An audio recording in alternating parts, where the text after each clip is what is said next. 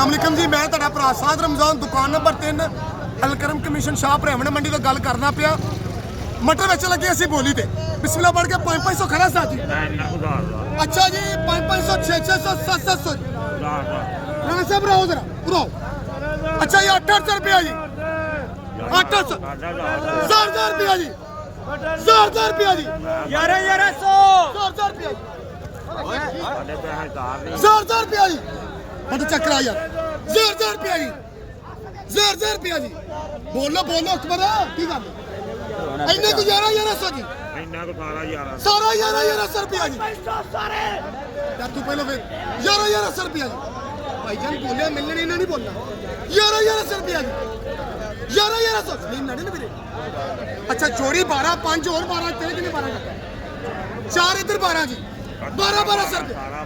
हाँ सारा ही 1200 रुपया जी, 1200 रुपया जी, 1200 इधर मोबाइल देखे नहीं इधर